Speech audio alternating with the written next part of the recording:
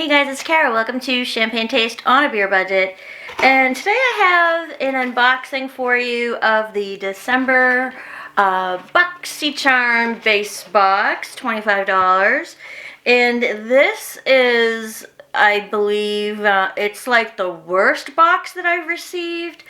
It's the most controversial box that I've received. There are multiple issues going on. It's all over Instagram and other places on the internet, and I'm gonna break it down for you and tell you what's going on. Okay, so let's go.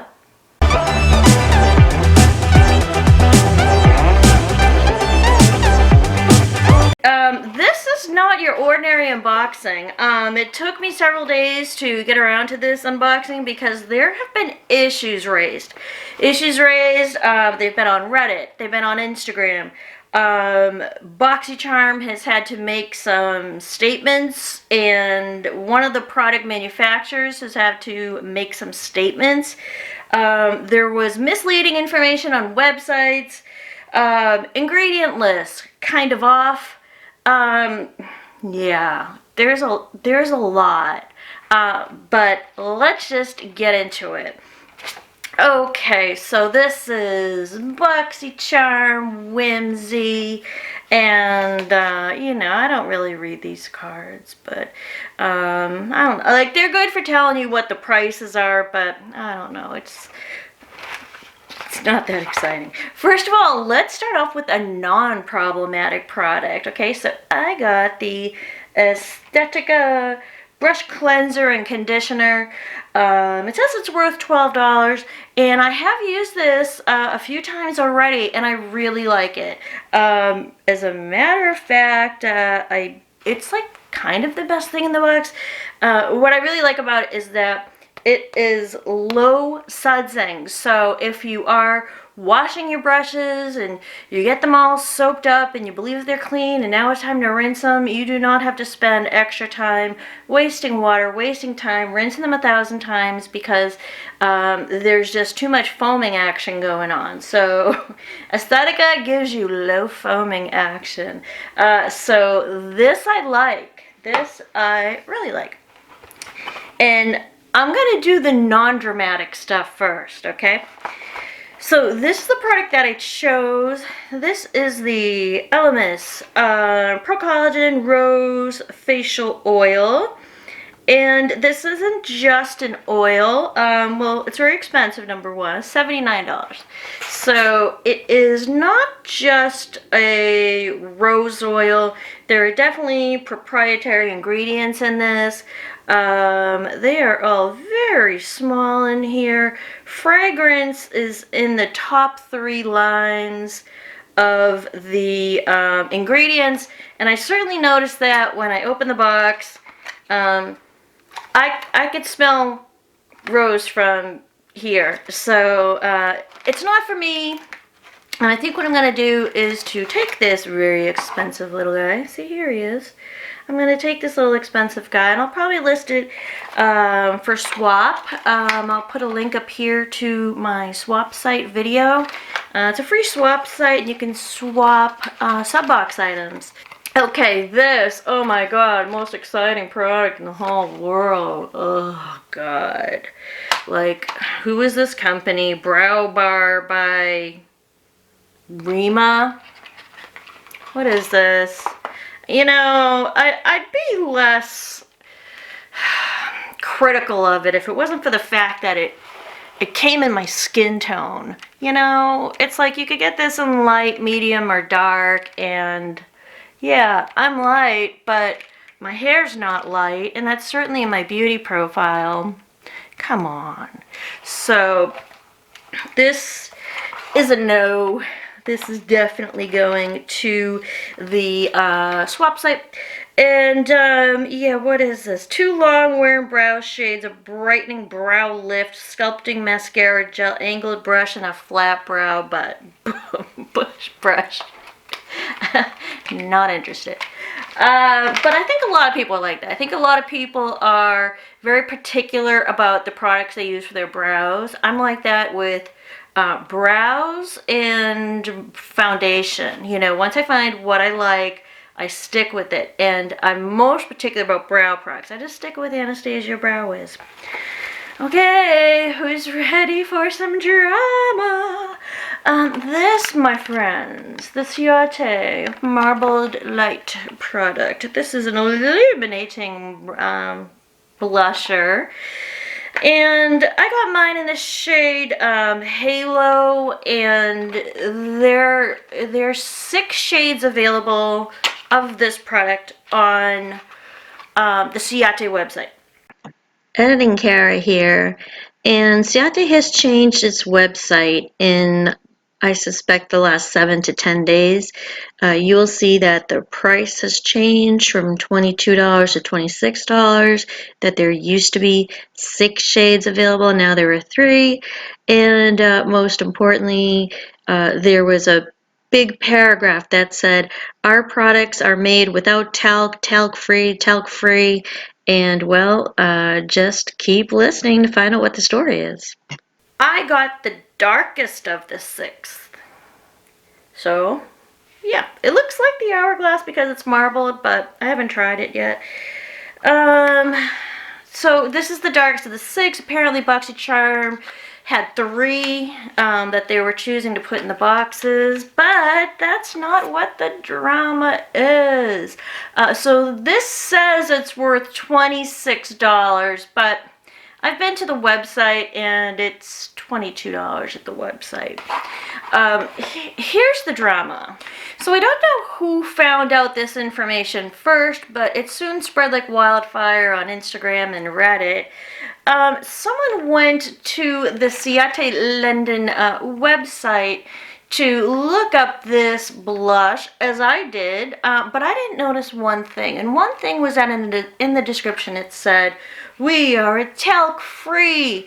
And if you look at the ingredients on the box, talc is the 2nd ingredient. That stirred the pot.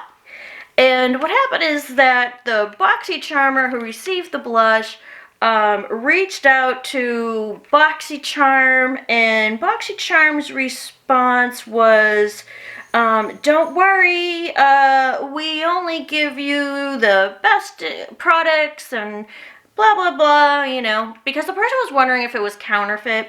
So the next thing that happened was that Ciate London started getting some communication from the Boxycharmers. It's probably every company's worst nightmare.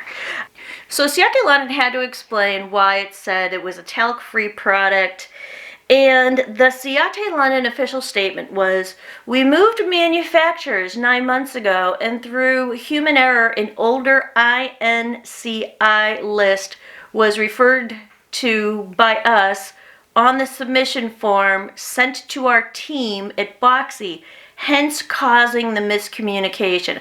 I guess that means an ingredient list that was sent to Boxy, but that still doesn't make sense.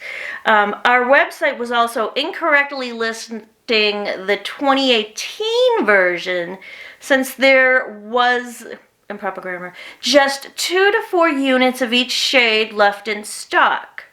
This has all been fixed, so thank you to all for making us aware. Now, maybe that could be true, but are you saying that this is a 2018 product that was left over from, I don't know, like a 2017 run? I still don't get it. Was the website wrong? Is the box wrong?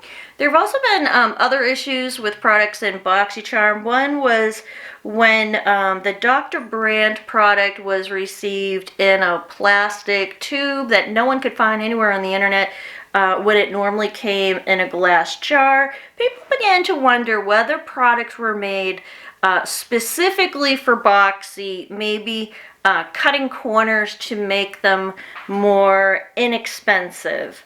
But wait, there's more. There's a second issue about this product. Ciate London, okay, they say that they're made in Italy, particularly these products They're kind of raised, so I don't know. Do they consider that a baked blush or not? I do know that Laura Geller produces her baked products in Italy, but once again, this box says made in PRC, and it's down here. I don't think you're gonna be able to see it. PRC is People's Republic of China. So, was this a special run done inexpensively for Boxycharm? The Siate London website said one thing a week and a half ago before people got these, and that was, we are talc free, etc., etc. Now the website's been updated after people complained, so that's one drama. But wait, there's more. Next up, we have the Storybook Cosmetics, and I have to be very careful with mine because mine came broken. Believe it or not, that's not the drama. So, it was the darkest shade that broke that brown one. So, I contacted Boxycharm, and within 24 hours, they had taken a new one and sent me an order confirmation that they were shipping me a new one out right away. They were super cool in 24 hours. So I was so excited about that. I love to see Boxy just really stepping it up. You know, it makes me happy as a consumer. Here's the thing. Storybook Cosmetics has a storied past.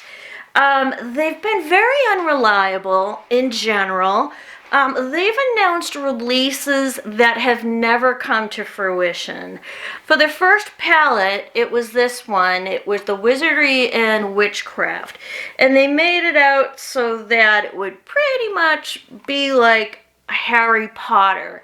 And I believe they gave certain names to the shades and everything, and they created a brush line that looked like Harry Potter stuff. I'm not a Harry Potter person, like, don't hate me. As their first release, they tried to get licensing to call this like a Harry Potter book, right? Because that's what their company is about. It's about making palettes that are based on books. And they couldn't get the licensing deal, and that's totally understandable. I mean, whoever has the licensing for Harry Potter, I mean, come on, that would be a fortune, right, to get that licensing. So they didn't get it, and they had to give it this generic Wizardry and Witchcraft. And after that, they would have announcement of releases that they were releasing. It was like a Van Gogh palette. So Storybook Cosmetics is a company that's known for being unreliable. If you go to their site, you will see this. It says, introducing book club by Storybook Cosmetics. And what this is supposed to be is a monthly subscription where you would get a little book, maybe about this size, and it would have 3 shadows and then a lip product. And I did hear that the lip products were really good. But what I also heard is that someone joined it and they got the first month subscription, the first set. One was Sherlock Holmes, and then they got the next one like 3 months later, and then they never got another one ever again. Now, they weren't billed for these, but they were promised a box a month, and what they ended up getting was like 2 boxes, and then that program just kind of faded away with no explanation.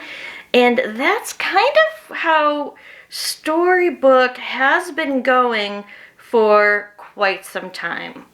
So Storybook Cosmetics, when I found out that they were going to have to produce, what, 1 million or more for all of the Charmers, I was wondering, how are they even going to do this?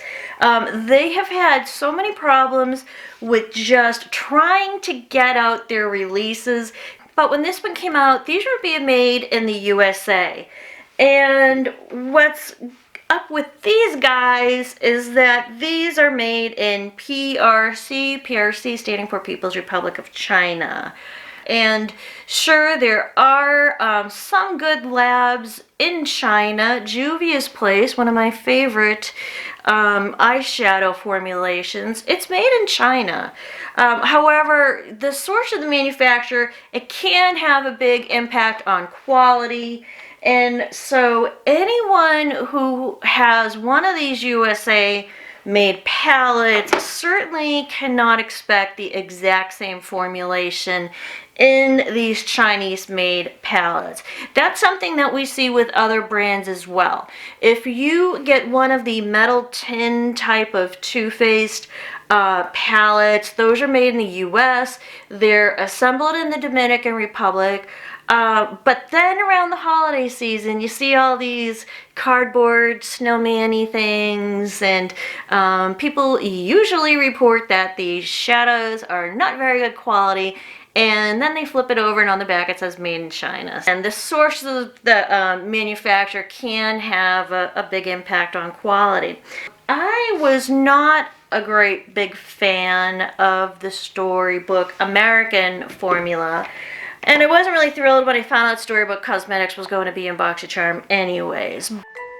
Hey guys, Editing Kara here. I actually lost the second part of the video for this YouTube video. So let me just sum up, which is what I did in the original video. I basically did not like this box, and that was pretty much it. And just because I don't like this box doesn't mean I'm going to be canceling Boxycharm. But I did want to express one thing. I'm really not happy with getting mini palettes. That really seems to be a thing that's been happening quite a bit lately, and I'm just really not a fan of that at all. So with that being said, I hope you guys are going to have a nice holiday. Right now it's Christmas Eve, and thanks for watching. Thanks for being a subscriber if you are. If not, subscribe, because we have fun here. And my current giveaway ends on December 27th, and I'll leave a link down below where you can go watch that video so you can enter that giveaway. And this is giveaway week 3 that we're talking about. So thanks for watching. Have a great night, and I'll see you at the next one. Bye.